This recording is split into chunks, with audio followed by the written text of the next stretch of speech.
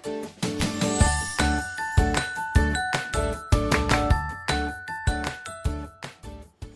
Students, very welcome to all on exam Niti Sahi दिशा। स्वागत है आप सबका एग्जाम नीति पर मेरे यानी माधवी कुशाग्र गौड़ के साथ। कैसे हैं आप सब?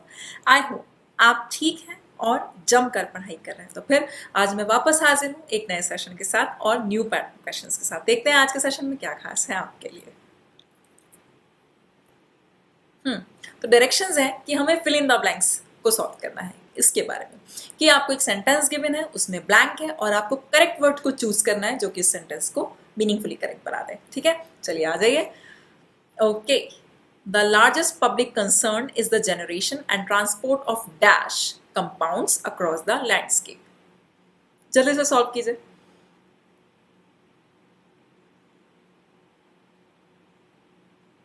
Times up. ठीक, बहुत सिंपल से ऑप्शंस हैं। ठीक, यानी कि पब्लिक का सबसे बड़ा जो चिंता है, ठीक, कंसर्न यानी कि उसकी सबसे बड़ी चिंता है किस है, इज द जनरेशन, कि कहाँ से उत्पन्न होना और उसका ट्रांसपोर्ट करना। किसका करना? उत्पन्न होना और ट्रांसपोर्ट करना किसका? Of dash compounds. Dash compounds का उत्पन्न होना और उनका उनका जन्म और उनका ट्रांसपोर्ट पब्लिक का सबसे बड़ा कंसर्न है। यूबिक्विशियस कंपाउंड्स का, वो कंपाउंड्स जो हर जगह पाए जाते हैं। यूबिक्विशियस मतलब वो कंपाउंड, यूबिक्विशियस मतलब हर जगह पाया जाना। फॉर्मिडेबल मतलब भयानक कंपाउंड्स का हर जगह पाया जाना। परफोरेटेड यानी कि छेद करना कंपाउंड्स, सेंस नहीं बनता, गलत हो गया। फॉर्मिडेबल भयानक कंपाउंड्स के केस में हम भयानक की बात कर रहे हैं। अक्रॉस द लैंडस्केप, पूरी की पूरी जो एक लैंडस्केप है वहां पर इस तरह के अगर कंसर्न आ रहा है यानी कि चिंता है तो नेगेटिव वर्ड है, इतना तो कंफर्म हो गया। चिंता है ना, तो भयानक हो सकता है हमारा आंसर हो, लेकिन हर जगह आंसर नहीं हो सकता। इंसिस्टेंट मतलब बहुत ज्यादा, परसिस्टेंट लगा रहना, लगातार, इंसिस्टिंग ऑन समथिंग। ठीक, यानी कि इस तरह के कंपाउंड्स तो होते नहीं है, यानी कि ये भी आंसर गलत हो गया। अब हमारे पास बचता है फर्स्ट और थर्ड, फॉर्मिडेबल कंपाउंड या मैल ओडोरस। मैल मतलब बुरा, खराब। जिन वर्ड्स के स्टार्टिंग में मैल आ जाए वो सब नेगेटिव होते हैं। ठीक, उनका मतलब होता है बैड। ओडोर मतलब स्मेल, OUS लगा है मतलब एडजेक्टिव। 100% है कि अगर ये नाउन है तो यहां पर एक एडजेक्टिव चाहिए, दैट टू एक नेगेटिव एडजेक्टिव चाहिए। ठीक, ग्रामर भी समझिए, अप्रोच भी समझिए। कंसर्न है मतलब चिंता है यानी कि यहाँ पे एक नेगेटिव वर्ड चाहिए 100%। नाउन है तो नाउन को क्वालिफाई करता है एक एडजेक्टिव। अब ये है मैलाडोरस यानी कि वो कंपाउंड जिनमें स्मेल आती है, और एक लिखा है भयानक कंपाउंड्स। तो कंपाउंड्स के केस में भयानक बात कंटेक्स्ट से बाहर निकल रही है, वो कंपाउंड्स जो कि बदबू क्रिएट करते हैं, जिनकी वजह से स्मेल आती है। ठीक, आई होप आपको आंसर समझ में आ चुका है। आंसर है option number 1, that is malodorous, smelling very unpleasant, बहुत ज्यादा गंदी स्मेल जिनमें आती है अक्रॉस द लैंडस्केप, पूरी लैंडस्केप के चारों तरफ। अब बढ़ चलते हैं नेक्स्ट क्वेश्चन की तरफ, देखते हैं वो क्या कहता है। They find it quite hard to believe that charging 20% on an outstanding credit card balance isn't dash. जल्दी से आंसर बताइए।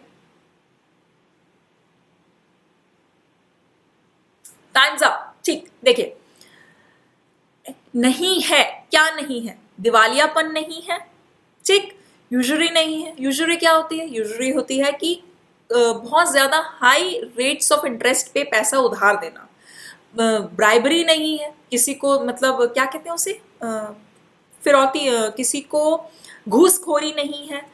Card balance is not a घूसखोरी, इज नॉट अ चुराने की आदत। क्लैप्टोमेनिया मतलब चुराने की आदत, और नॉस्टैल्जिया मतलब पुरानी चीजों की तरफ मुड़ जाना, पुरानी चीजों की तरफ बहुत ज्यादा याद आना, उनको बहुत ज्यादा रिकॉल करना, बार बार उनकी तरफ मन जाना। नॉस्टैल्जिया तो आउट ऑफ द कंटेक्स्ट हो गया, चुराने की आदत भी आउट ऑफ द कंटेक्स्ट हो गया, कि एक अनयूजुअल सी हैबिट हो जाती है जहां पे इंसान की को जरूरत हो या ना हो, लेकिन वो स्पेसिफिक सामानों को जो है चुराने लग जाता है। ठीक है, अब बचते हैं 3, घूसखोरी नहीं है। बचते हैं 3, पॉलिटिकल सेंस तो है नहीं, किसी व्यक्ति की बात तो है नहीं, तो घूसखोरी भी नहीं है। बचे 2, बैंकरप्टेसी और यूजुअरी। बैंकरप्टेसी तो बैंक्स के केस में यूज होता है, ठीक है ना, बैंक्स के केस में यूज होता है। दिवालिया या तो बैंक्स होते हैं या तो पर्सन होते हैं। चलो ये भी गलत हो गया, एक ही वर्ड बचता है यूजुअली। पढ़ लेते हैं। They find it quite hard to believe, उन्हें बहुत मुश्किल हुआ ये बात मानना कि आउटस्टैंडिंग क्रेडिट कार्ड बैलेंस पे 20% चार्ज करना यूजुअली नहीं है। ये तो बहुत मुश्किल सी बात है, इस बात पे उन्हें बिलीव ही नहीं हुआ। आंसर चेक कर लेते हैं। हाँ, क्योंकि यूजुअली का मतलब होता है बहुत ज्यादा रेट ऑफ इंटरेस्ट में पैसे को देना, अमाउंट को उठाना। सूदखोर होते हैं ना, यूजुरर कहलाते हैं, और जो ये काम होता है सूदखोरी का, इसे कहते हैं यूजुररी। तो आउटस्टैंडिंग क्रेडिट कार्ड बैलेंस पे 20% चार्ज करना सूदखोरी ही तो है, इसलिए इसका आंसर क्या आएगा? यूजुअली आएगा, कोई और ऑप्शन नहीं होगा। आई होप आपको ये सब क्लियर हो रहा है। आप लिखते चलिएगा मेरे साथ हर एक वर्ड का मीनिंग, वोकैब की कॉपी तैयार करते रहेगा। और एक बात बिल्कुल मत भूलिएगा, नहीं है भारी अब इंग्लिश की तैयारी। सिंपल सी बात है, मन में रखिए और प्रॉमिस कर लीजिए खुद से कि अब नहीं भारी इंग्लिश की तैयारी। चलिए आगे बढ़ते हैं। और अगर आपको समझ में आता जा रहा है तो मेरी छोटी सी रिक्वेस्ट रहेगी कि आप इस सेशन को शेयर जरूर कीजिएगा। ठीक, पढ़िए। Cities as well as individuals made dash offerings to the gods on special occasions. ईश्वर को, भगवान को, अल्लाह को, ऊपर वाले को ऑफर करते हैं टू द गॉड्स को स्पेशल ओकेजन्स पर। अब ईश्वर को किस तरह की ऑफरिंग दी जाती है? आंसर चूज करिए जल्दी से। Times up. Positive negative choose कर लीजिए, अपने आप समझ में आ जाएगा। ठीक, सिटीज यानी कि शहर, और साथ साथ जो लोग भी हैं, इंडिविजुअल्स भी हैं, ऑब्नॉक्शियस मतलब बहुत ज्यादा खराब, एक्सट्रीमली अनप्लीजेंट, ऐसी तो ऑफरिंग करते नहीं है गॉड को, गलत हो गया। रैंकरस मतलब दुश्मनी पूर्ण, गलत हो गया। ऑफरिंग नाउन है, ठीक है, गॉड से रिलेटेड है, गॉड आस्था से संबंधित है, ये तो कंफर्म है कि पॉजिटिव वर्ड की हमें जरूरत है। यहाँ पर एक पॉजिटिव वर्ड आएगा। दैट टू नाउन को क्वालिफाई कर रहा है तो एक एडजेक्टिव आएगा। तो पॉजिटिव भी हो और एडजेक्टिव भी हो। ऑब्नॉक्शियस तो होता है बहुत ज्यादा खराब, बहुत बुरा, एक्सट्रीमली अनप्लेजेंट। रैंकरस होता है दुश्मनी से भरा हुआ। पैसिफिक होता है शांत, हो सकता है ये हमारा आंसर हो। वोटिव होता है जो कि वोज में, प्लेजेस में बंधा हुआ हो, उनके मुताबिक, हो सकता है ये हमारा आंसर हो। डेसिडुअस मतलब वो पेड़ पौधे या वो शर्ट्स जो क्या करती हैं, वो झाड़ियां जो कि पत्ते जो है अपने गिराती हैं, पर्णपाती जो पेड़ होते हैं ना, वो डेसिडुअस कहलाते हैं। तो ये तो एकदम आउट ऑफ द कंटेक्स्ट हो गया, गलत हो गया। ठीक, ये दोनों नेगेटिव हो गए तो इसलिए ये आउट ऑफ द कंटेक्स्ट हो गए, बचे दो। अब देखिए, शांत ऑफरिंग दी जाएंगी ईश्वर को, या रूल्स और प्लेज, कहते हैं ना हम एक वचन लेते हैं, वचन के मुताबिक, वोज के मुताबिक हम ईश्वर को स्पेशल ओकेजन्स पे कुछ ना कुछ ऑफरिंग जरूर करते हैं। जैसे नारियल चढ़ाया जाता है या बलि दी जाती है। ठीक, तो वो किस लिए दी जाती हैं? ऑफरिंग होती है नियमों के अनुसार, वचनों के अनुसार। तो इसका आंसर क्या होना चाहिए? Option number 4, that is votive. Answer check कर लेते हैं। जी हाँ, बिल्कुल, ऑप्शन नंबर 4 इसका करेक्ट आंसर है, जिसका मतलब होता है मीन्स ऑफर्ड और consecrated in fulfilment of a वो यानी कि एक वचन को फुलफिल करने के लिए जो चीज आप ऑफर करते हैं वो वोटिव होती है। ठीक है, चलिए आगे बढ़ते हैं, नेक्स्ट क्वेश्चन देखते हैं। भाई देखिए, अगर सेशन पसंद आ रहा है तो उसे शेयर जरूर कीजिए, क्योंकि सिर्फ आप ही नहीं, बहुत सारे लोग पढ़ाई कर रहे हैं। ठीक है, तैयारी में उनकी मदद करिए, और पसंद आता है तो लाइक भी किया कीजिए। चलिए आगे बढ़ते हैं। अंशुल की bullet proof jacket made the bullet, उसने बुलेट को क्या कर दिया? डैश कर दिया टू हिज फोज अटैक। तो फिर उससे क्या हुआ कि जो उसका फो मतलब एनिमी का अटैक, एनिमी के अटैक को उसकी जैकेट ने डैश कर दिया, and he could get back his home safely, और वो अपने घर सेफली पहुंच पाया। तो जैकेट ने बुलेट को क्या कर दिया? अब आपको ये सोचना है, रिक्लेसिट्रेंट कर दिया, रिडंडेंट कर दिया, इनवल्नरेबल कर दिया, अनडेविएटिंग कर दिया, और प्रेग्नेबल कर दिया। जल्दी से बताइए इसका आंसर क्या हो सकता है? 5 सेकेंड्स एंड टाइम्स अप। चलिए आगे बढ़ते हैं आंसर्स की तरफ, आंसर को सॉल्व करते हैं। रिकाल्सिट्रेंट का मतलब होता है अड़ियल जिद्दी, तो ऐसा तो कोई अटैक नहीं होता अड़ियल जिद्दी, गलत हो गया। नेक्स्ट बढ़िए। रिडंडेंट मतलब जिसकी जरूरत नहीं थी, सुपरफ्लुअस, अननेसेसरी, अननेसेसरी अटैक नहीं। बुलेट को जैकेट ने डैश कर दिया, अननेसेसरी कर दिया, नहीं, रॉन्ग हो गया। नेक्स्ट करते हैं। इनवल्नरेबल कर दिया मतलब bullet made the bullet dash, bullet को अभेद्य कर दिया। ठीक, मतलब जो उसकी जैकेट थी उसको वो बुलेट भेद नहीं पाई, आर पार नहीं कर पाई, इनवल्नरेबल कर दिया। ठीक, हो सकता है ये हमारा आंसर हो। अगला बढ़ते हैं। अनडेविएटिंग मतलब जो डेविएट ना हो, स्टेबल कर दिया। तो अगर जैकेट की बात हो रही है और जैकेट पे बुलेट पड़ेगी तो क्या उसे स्टेबल कर देगी? सेंस नहीं बनता, इसलिए ये हमारा आंसर नहीं होना चाहिए। अगला बढ़िए। प्रेग्नेबल कर दिया, मतलब घात, बिल्कुल घातक जैकेट थी, उसको घात कर दिया, यानी कि बुलेट जो थी वो जैकेट के अंदर चली गई, आर पार हो गई, होल कर दिया, उसे घात कर दिया, और वो अपने घर सेफली भी पहुंच पाया। ये दोनों बातें एक दूसरे से कॉन्ट्रास्ट बैठ रही है ना, कितनी कॉन्ट्रास्टिंग है कि बुलेट जो है वो जैकेट के आर पार निकल गई और वो अपने घर सेफली पहुंच गया। तो इसलिए अब इसका आंसर जो है वो होना चाहिए इनवल्नरेबल, यानी कि उसकी जो वो था, उसकी जैकेट थी वो पूरी तरह से इनवल्नरेबल थी, अटैक का उसकी जैकेट पर कोई असर नहीं पड़ा। ठीक है, आंसर एक बार चेक कर लेते हैं। हाँ जी, means invulnerable means incapable of being damaged और वुंडेड, अनअसेलेबल और इनविंसिबल। आई होप आपको ये क्लियर हुआ है और आपको इस वर्ड्स के मीनिंग भी साथ के साथ में समझ में आते रहे हैं। बढ़ते हैं अगले क्वेश्चन की तरफ, देखते हैं वो क्या कहता है। हाँ, do I identify myself with a dash self that refuses to be labeled by the market, polity or society?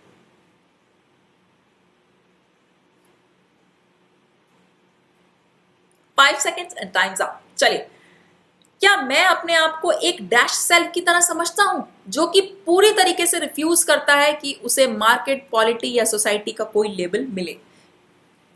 Imprudent मतलब लापरवाह, असावधान, ढीठ? नहीं, एक इंसान अपने आप को ढीठ समझता है कि वो सोसाइटी की चिंता नहीं करता है, सोसाइटी, पॉलिटी और सोसाइटी के लेबल्स या मार्केट के लेबल्स उसके ऊपर ना चढ़े, तो वो ढीठ तो नहीं हुआ, लापरवाह तो नहीं हुआ, गलत। ठीक। कन्वाइवियल मतलब बहुत ज्यादा जॉली और फ्रेंडली तो नहीं हुआ, क्योंकि जॉली और फ्रेंडली का सेंस सोसाइटी और पॉलिटी के सिंबल्स या रिमार्क्स या लेबल्स के ऊपर तो बेस नहीं होता, गलत हो गया, जॉली नहीं होता। पार्टरी मतलब बहुत ज्यादा कम, मीगर, बहुत कम, स्केंट, तो कम का भी यहाँ पे कोई सेंस नहीं है, आउट ऑफ द कंटेक्स्ट हो गया। नेक्स्ट, गलिबल मतलब होता है जिस पर भरोसा, जिसको बहुत आसानी से भरोसा दिलाया जा सके, बहुत आसानी से जिसको कहते हैं अरे अरे देखो देखो भरे दिन में रात हो रही है और वो मान जाए। ठीक, तो वो बहुत आसानी से जिसको भरोसा दिला दिया उसको गलिबल कहते हैं। ठीक, तो गलिबल सेल्फ, मैं अपने आप को गलिबल सेल्फ समझता हूँ कि सोसाइटी मुझे लेबल ना कर पाए, ये भी सेंस नहीं बनता। नेक्स्ट पढ़ के देखते हैं, एक ही ऑप्शन बचा है, फिर भी वही आंसर है, लेकिन अब इसका मीनिंग भी पता होना चाहिए। लिबरेटेड मतलब फ्री। फ्री किस सेंस में फ्री? क्या मैं अपने आप को एक फ्री सेल्फ की तरह महसूस करता हूँ, आइडेंटिफाई कर पाता हूँ, पहचान पाता हूँ कि, या पहचान पाती हूँ कि मैं रिफ्यूज करती हूँ कि मार्केट, पॉलिटी या सोसाइटी मुझे किसी भी तरह के लेबल में बांधे, कि मैं फीमेल हूं तो यही काम कर सकती हूँ, या कोई स्पेसिफिक पर्सन मेल है तो वो ये सब कुछ कर सकता है। नहीं, तो सोसाइटी मुझे किसी भी बंधन में, या मार्केट या पॉलिटी मुझे किसी भी तरह से लेबल नहीं कर सकती। क्या मैं अपने आप को इस तरह से आइडेंटिफाई कर पाती हूँ? तो am I that free self? ठीक, इसका आंसर चेक करिए। जी हाँ, liberated means free from social conventions और ट्रेडिशनल आइडियाज। स्पेसिफिक जो सेट ऑफ आइडियाज है उनसे फ्री हो जाना, उसको हम कहते हैं लिबरेटेड। तो इसलिए यहाँ पर क्या आना चाहिए? Option number 5, that is liberated self. एक फ्री सेल्फ की तरह, एक फ्री ह्यूमन बीइंग की तरह फील करती हूँ। आई होप आपको ये समझ में आ रहा है और आप यहाँ से वोकैबुलरी का एक रजिस्टर जरूर मेंटेन करते चल रहे हैं। ठीक है, मैंने आपसे पहले भी कहा था नोट्स बनाते रहिए, फिर भी कोई भी प्रॉब्लम हो रही है तो t.me/exam नीति पर आप मेरे से बहुत आराम से टेलीग्राम पर जुड़कर जितने मर्जी सवाल हैं सेशन से रिगार्डिंग बिल्कुल करिए। अब हम बात करेंगे दूसरे सेट ऑफ क्वेश्चंस की, और उन सेट ऑफ क्वेश्चंस में क्या होगा? वही पुराने पैटर्न के क्वेश्चन जैसे कि आप सॉल्व कर चुके हैं, कि एक सेंटेंस होगा जिसके 4 पार्ट्स होंगे ABCD, आपको उनको करना होगा रीअरेंज, और उसके बाद आपको उनमें से किसी एक पार्ट में एरर भी फाइंड आउट करना होगा। आई होप ये इंस्ट्रक्शंस आपको क्लियर है। चलिए अब क्वेश्चंस की तरफ चलते हैं और देखिए, पढ़िए जल्दी से ये क्वेश्चन और सॉल्व करने की कोशिश कीजिए। हॉलोड आउट बाय फैक्शनलिज्म, गुटबंदी की वजह से, सेक्टेरियनिज्म, सांप्रदायिकता की वजह से, the official negligence that allegedly caused a disaster is typically a product of a governance systems which is corruption and lack of democratic accountability. Solve कीजिए जल्दी से। एंड टाइम्स अप, क्योंकि क्वेश्चंस जब भी सॉल्व करने चाहिए तो सेकंड्स में सॉल्व करने चाहिए, छोटे से सेंटेंस रीअरेंजमेंट्स ही तो है ये। चलिए देखिए, हमने क्या कहा कि एक छोटी सी बात शुरू करने से पहले सीख लेते हैं क्या, कि ट्रिक स्टूडेंट्स पूछते हैं, तो मैं ट्रिक बता दूं कि जब भी आप कोई सेंटेंस स्टार्ट करते हैं, इंट्रोडक्टरी सेंटेंस की बात करते हैं, तो उसमें सब्जेक्ट होना चाहिए, है ना। और सब्जेक्ट या तो जनरली नाउन से स्टार्ट होता है या जनरली प्रोनाउन से स्टार्ट होता है। इसके अलावा जनरली सब्जेक्ट किसी और चीज से शुरू नहीं होता है ना। कई बार ऐसा भी होता है कि सब्जेक्ट जो नाउन की एक फॉर्म होती है जीरेंट, वहां से भी स्टार्ट हो सकता है, लेकिन और कोई तरीका नहीं होता जनरली सब्जेक्ट के स्टार्ट होने का। चलिए अब देखिए, क्या हॉलो आउट यानी कि खोखला करना, ये तो वर्ब है ना, यानी कि वर्ब से सेंटेंस स्टार्ट नहीं हो सकता, तो हम मान के चलते हैं कि हमारा फर्स्ट सेंटेंस नहीं है, काट देते हैं। तो ए से अगर कोई हमारे ऑप्शंस बनते हैं तो वो पहले ही एलिमिनेट हो गए, ए वाले ऑप्शंस हमारे आंसर का पार्ट नहीं है। आगे बढ़िए, फिर लिखा है बी में द ऑफिशियल नेग्लिजेंस, हमें मिल गई शासन की तरफ से की हुई लापरवाही, इग्नोरेंस, नेग्लिजेंस, यानी कि ये हमारा फर्स्ट स्टेटमेंट बिल्कुल हो सकता है, बी वाला हमारा फर्स्ट स्टेटमेंट हो सकता है। आगे बढ़िए, अ डिजास्टर, एक विपत्ति, एक आपदा, सी वाला भी हमारा स्टेटमेंट हो सकता है, इसको भी नोट करिए। आगे बढ़कर देखिए, corruption and lack of democratic accountability, यानी कि भ्रष्टाचार और लैक ऑफ डेमोक्रेटिक अकाउंटेबिलिटी, ये भी दोनों के दोनों नाउन है, तो यानी कि सी बी डी इन तीनों से हमारा जो ये रीअरेंजमेंट है वो स्टार्ट बिल्कुल हो सकता है। अब देखिए, सी बी डी में सी को हम इसलिए एलिमिनेट कर रहे हैं क्योंकि ऑप्शंस में तो कहीं गिवन है नहीं, है ना। अब क्या बचता है हमारे पास, बी और डी। बात करते हैं बी और डी की। बी और डी में देखिए क्या लिखा हुआ है, कनेक्ट करते हैं। पहले थर्ड ऑप्शन को लेके चलते हैं, देखते हैं कि हमारा इससे रीअरेंजमेंट बनता है कि नहीं बनता है। ठीक, थर्ड को कनेक्ट कीजिए। द ऑफिशियल नेग्लिजेंस, यानी कि शासन की तरफ से जो नेग्लिजेंस की गई है, जो कि एलिजिडली, जिसने की तथाकथित रूप पर कॉज किया है। क्या कॉज किया है, बी के बाद क्या है, सी, क्या कॉज किया है, अ डिजास्टर, एक आपदा कॉज की है, जो कि इज टिपिकली, जो कि आमतौर पर है, एक फल, एक प्रोडक्ट है ऑफ अ गवर्नेंस सिस्टम, उस शासन प्रणाली का एक फल है, जो कि विच इज, जो कि करप्शन है। शासन प्रणाली करप्शन है नहीं, बात गलत हो गई। शासन प्रणाली क्या है, विच इज हॉलोड आउट, जो कि खाली हो गई है, खोखली हो गई है, किसकी वजह से, बाई फैक्शनलिज्म की वजह से, जो कि गुटबंदी की वजह से खाली हो गई है, और खोखली हो गई है सांप्रदायिकता की वजह से, करप्शन की वजह से, और डेमोक्रेटिक अकाउंटेबिलिटी कम होने की वजह से जो शासन प्रणाली खाली हो गई है उसकी बात हुई है। यानी कि क्लियरली सी वाला जो हमारा ऑप्शन है वो बन रहा है, तो आंसर मिल गया हमको, यानी कि डी, और हमको फोर्थ और फिफ्थ ऑप्शन को पढ़ने की जरूरत बिल्कुल नहीं है। चलिए, ये तो रही बात कि हमको रीअरेंजमेंट सॉल्व करना आ गया। किस तरह से, छोटी सी ट्रिक थी कि हमने सब्जेक्ट ढूंढा और हमसे पूरा रीअरेंजमेंट बन गया, ऑप्शंस को एलिमिनेट करा और हेल्प मिल गई। नेक्स्ट चीज हमें ये देखनी है कि उसमें साफ साफ लिखा है कि पार्ट सी में एरर है। ठीक, पार्ट सी में एरर है, तो अब ये भी पता कर लेते हैं क्या एरर है। देखिए, पढ़ के देखते हैं। अ डिजास्टर, एक आपदा, इज टिपिकली, जो कि आमतौर पर है, अ मतलब एक, प्रोडक्ट मतलब फल, एक आपदा जो कि आमतौर पर एक फल है, किस चीज का, ऑफ मतलब का, किस चीज का, एक शासन, अ गवर्नेंस सिस्टम्स, सिस्टम्स नहीं होगा, सिस्टम होगा। क्यों, क्योंकि अ लगा है। ए और एन के बाद आने वाला नाउन हमेशा सिंगुलर होता है, always and always singular noun, इसलिए यहां पर क्या आएगा, अ गवर्नेंस सिस्टम, एक शासन प्रणाली जो कि है खोखली की जा चुकी है, जो कि खोखली की जा चुकी है by factionalism and sectarianism. I hope आपको ये एरर भी क्लियर हुई। चलिए जल्दी से आंसर चेक कर लेते हैं। आंसर है option number 3, that is B C A D. And part B C में एरर आपको मिल चुकी है। पार्ट सी में एरर क्या है कि आपको गवर्नेंस सिस्टम्स नहीं यूज करना है, बल्कि गवर्नेंस सिस्टम यूज करना है। क्लियर हो गया। अब बात करते हैं क्वेश्चन नंबर 7 की। जल्दी से पढ़िए और इसे सॉल्व कीजिए।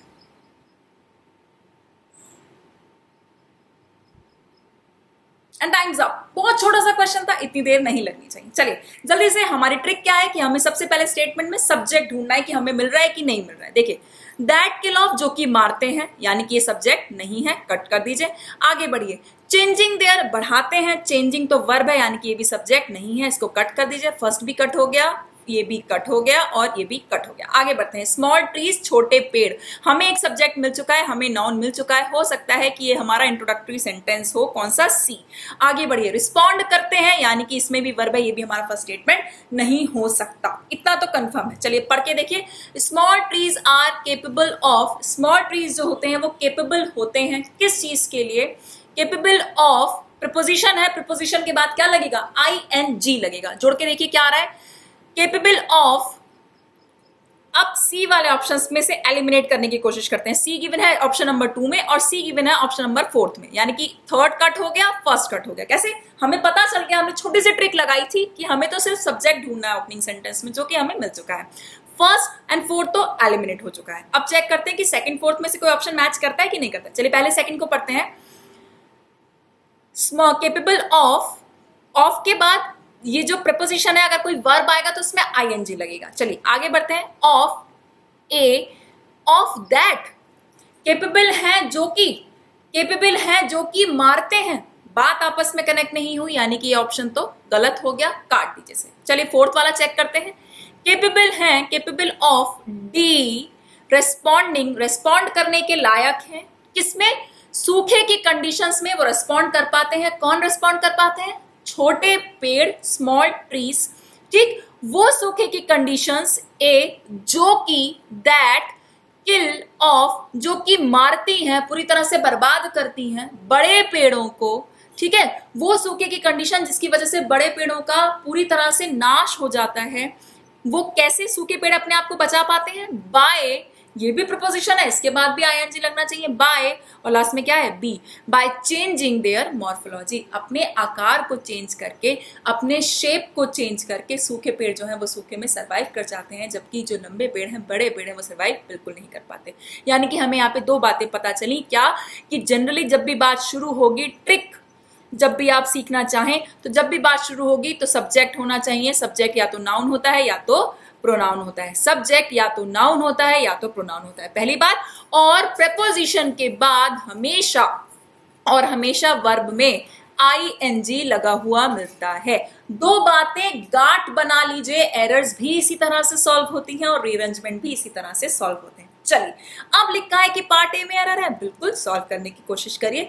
लिखा है जो कि विनाश करते हैं, किल ऑफ, OFF ऑफ आएगा, सिंगल ऑफ नहीं आएगा। किल ऑफ एक फ्रेजल वर्ब होता है जिसका मतलब होता है बर्बाद कर देना, तबाह कर देना, पूरी तरह से सर्वनाश कर देना, टू डिस्ट्रॉय कंप्लीटली। ठीक है, क्लियर हुआ? चलिए आंसर चेक करते हैं। हाँ ठीक, आंसर है option number 4, that is C, D, A, B. और पार्ट ए में एरर है वो आपने देख लिया। चलिए आगे बढ़ते हैं, सॉल्व करते हैं अगला क्वेश्चन। जल्दी से सॉल्व कीजिए क्वेश्चन नंबर 8।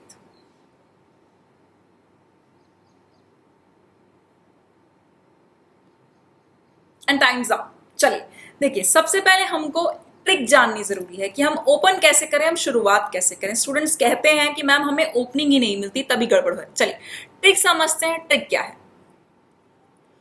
ट्रिक ये है कि आपको जब भी कभी भी स्टार्टिंग या ओपनर या इंट्रोडक्टरी सेंटेंस देखना हो तो आपको एक सब्जेक्ट की जरूरत होती है। सब्जेक्ट जनरली नाउन होता है या प्रोनाउन होता है। हम बात करेंगे, आंसर भी चेक करेंगे। पहले ट्रिक सीख लीजिए कि हमको सबसे पहले क्या चाहिए?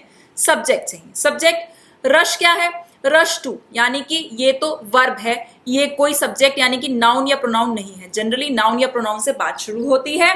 कई बार ऐसा होता है कि दो एक्शंस दे के बात शुरू करते हैं कि ये काम होने के बाद वो काम हुआ। कई बार ऐसे भी बात शुरू करते हैं ना, तो उसमें क्या होता है? उसमें आपको जनरली देखने के लिए मिलता है परफेक्ट पार्टिसिपल, कि ऐसा काम शुरू होने के बाद ऐसा काम शुरू हुआ। ओपनर ये भी बन सकता है, या ओपनर यहां भी हो सकता है। एक बात तो ये हुई कि आपको नाउन या प्रोनाउन मिल सकते हैं। एक बात ये हुई कि आपको परफेक्ट पार्टिसिपल से भी सेंटेंस शुरुआत कर सकता है, ओपनर हो सकता है। या फिर हो सकता है कि आपकी बात जो है वो जब भी शुरू हो उसमें नाउन के तौर पर, नाउन का ही एक फॉर्म जीरंड हो।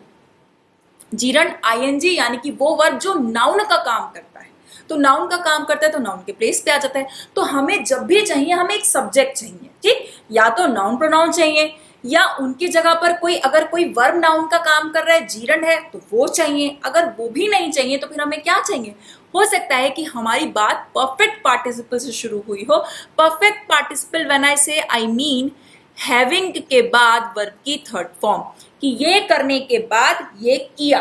खाना खाने के बाद मैंने पढ़ाई की। Having eaten food I did study.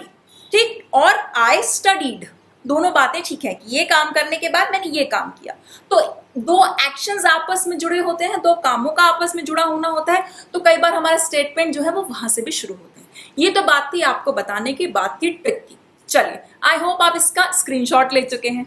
अब आगे बढ़ते हैं, जो लोग नोट कर रहे हैं वो नोट करते जाएं। अब आगे बढ़िए। अब हमें ढूंढना है कि हमारा ओपनर क्या है।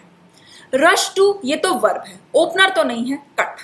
आर स्टिल हेल्पिंग वर्ब है, सब्जेक्ट तो नहीं है, ना तो पार्टिसिपल दिख रहा है ना जीरंड दिख रहा है, ओपनर तो नहीं है, कट कर दीजिए। फिर लिखा है tens of thousands of peoples, हजारों की संख्या में शिष्य। ठीक, हजारों की संख्या में शिष्य, हो सकता है ये हमारा ओपनर सेंटेंस हो। चलिए मान के चलते हैं कि हमारा ओपनर है, हमने यहाँ पे टिक कर लिया। आगे देखिए, गवर्नमेंट यू टर्न, नाउन तो है, आगे पढ़िए। Government U turn by grades, government उल्टा मोड़ ग्रेड्स के द्वारा, आपस में कनेक्ट नहीं कर रही हैं। गवर्नमेंट यू टर्न, या तो ऐसा होना चाहिए था कि गवर्नमेंट टुक यू टर्न या गवर्नमेंट टेक्स यू टर्न, की गवर्नमेंट यू टर्न लेती है, यानी कि आपस में कनेक्ट कर रहे हैं, तो इसलिए कनेक्ट नहीं कर पा रहा, इसलिए हम इसको भी अभी कनेक्ट मानकर नहीं चल रहे कि हमारा फर्स्ट स्टेटमेंट होगा। यानी कि हमारा क्या क्या ऑप्शन एलिमिनेट हो गए, ए एलिमिनेट हो गया, बी एलिमिनेट हो गया और डी एलिमिनेट हो गया। तो ए एलिमिनेट कर दीजिए, बी एलिमिनेट कर दीजिए और डी, सीधे सीधे एक ऑप्शन बचता है, ऑप्शन नंबर 2। जल्दी से लगाकर देख लीजिए, सी बी ए डी करिए। ऑप्शन नंबर 2 को सॉल्व करने की कोशिश करिए, जल्दी से पढ़ते हैं। Tens of thousands of people, हजारों की संख्या में शिष्य। We are still facing doubts over their future, अभी भी अपने फ्यूचर को लेकर डाउट में है, एज यूनिवर्सिटीज, जैसे कि यूनिवर्सिटीज। ए रश्ड टू, क्या कर रही हैं, भाग रही हैं, टू फाइंड देम, किनको, स्टूडेंट्स को, प्यूपल्स को, उनके लिए जगह ढूंढ रही हैं। After a government U turn by grades, जब से गवर्नमेंट ने ग्रेड्स को लेकर यू टर्न लिया है, तब से यूनिवर्सिटी स्टूडेंट्स के पीछे पीछे भाग रही हैं कि वो उनकी यूनिवर्सिटी में प्लेस हो जाए। चलो, अब हमें ढूंढनी है कि एरर, तो उसके आगे लिखा है साफ साफ पार्ट डी में एरर है, चेक कर लेते हैं क्या एरर है। Government a government U turn, एक गवर्नमेंट यू टर्न, किस चीज को लेकर, ग्रेड्स के द्वारा नहीं, ग्रेड्स पर गवर्नमेंट का यू टर्न, गवर्नमेंट का यू टर्न ग्रेड्स पर। हमें समझ में आ गया, जल्दी से आंसर चेक करते हैं। जी हाँ, option number 2 that is C B A D आपका करेक्ट आंसर है, पार्ट डी में एरर है। अगर आपको कोई भी प्रॉब्लम हो रही है, कुछ भी समझ में नहीं आ रहा है, कोई भी डाउट है, तुरंत कमेंट कीजिए, लेकिन अगर समझ में आ गया तो एक बार लाइक जरूर कीजिएगा। आगे बढ़ते हैं नेक्स्ट क्वेश्चन की तरफ, question number 9। Shaping global norms that would help, having initiated a range of national measures, India was well placed to prevent deaths due to COVID-19. जल्दी से पढ़िए, सॉल्व कीजिए।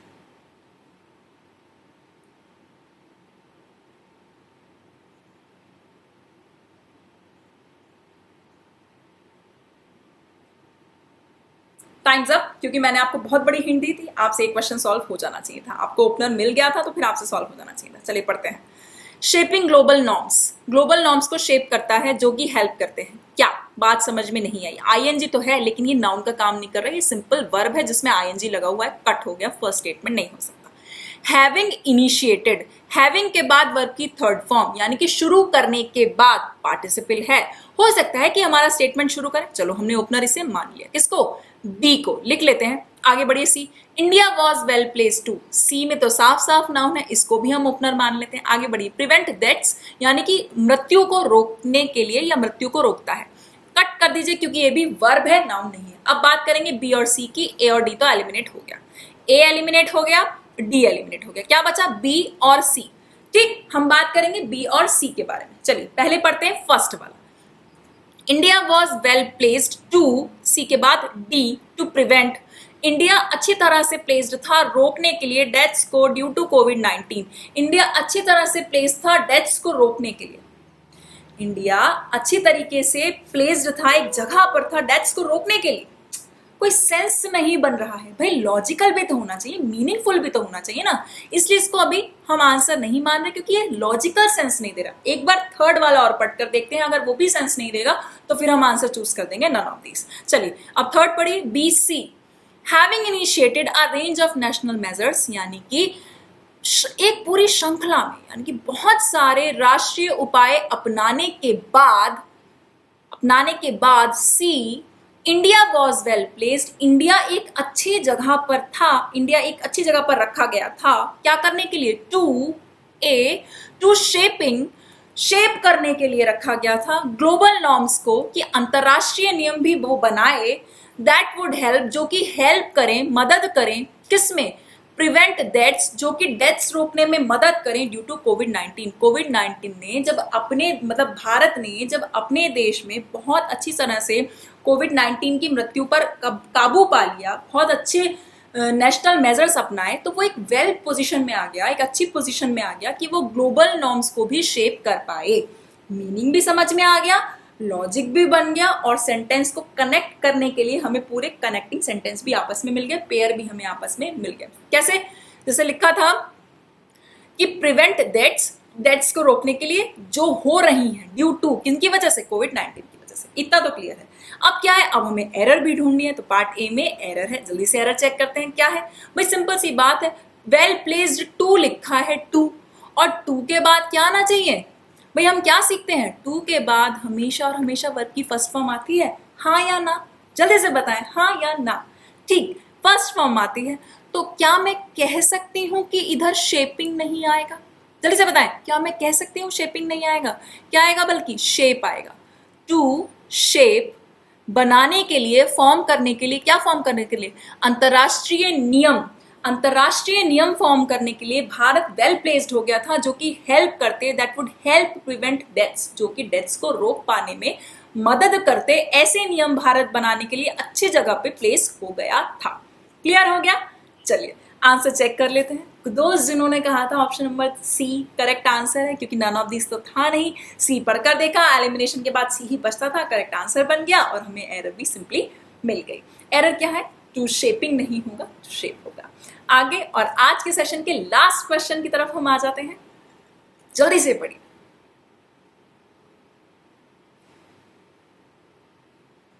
The issue of the increasing population might not be as challenging as combating terrorism. It is equally vital for India's well-being and development.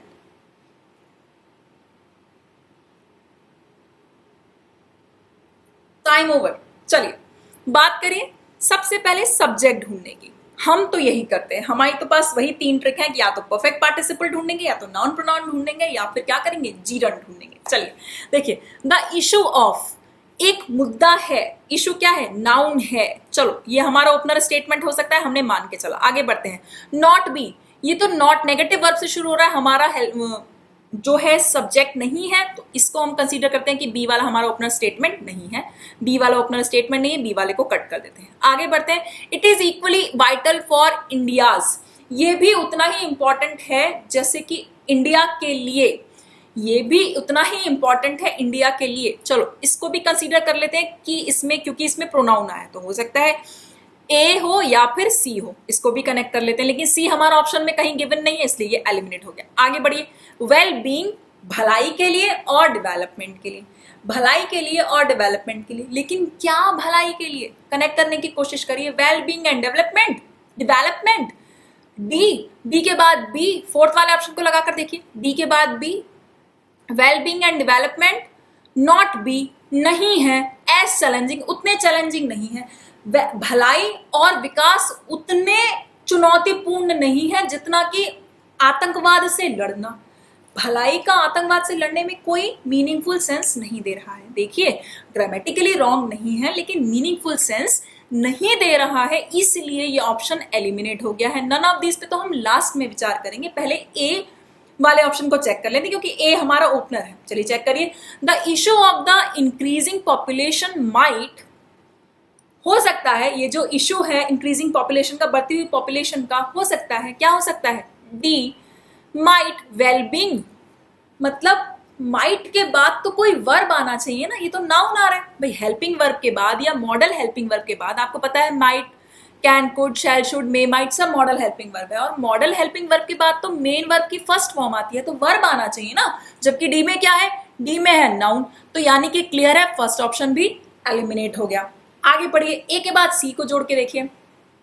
The issue of the increasing population might, it is equally vital, might के बाद लिखा है it is, ये है, क्या है, might के बाद वंस अगेन हमें क्या चाहिए, हमें तो वर्ब चाहिए, और ये क्या है, ये है प्रोनाउन, तो ये भी कनेक्ट नहीं हो रहा। तो यानी कि ना हमारा ऑप्शन फर्स्ट है, ना सेकंड है, ना थर्ड है, ना फोर्थ है। हमारा आंसर क्या है, हमारा आंसर है नन ऑफ दीज। हमने कहा था ना सारे ऑप्शंस को एलिमिनेट करने के बाद इसको लास्ट में ध्यान से देखा करिए, अगर एलिमिनेट हो गए सबके सब तो 100% नन ऑफ दीज हमारा आंसर होगा।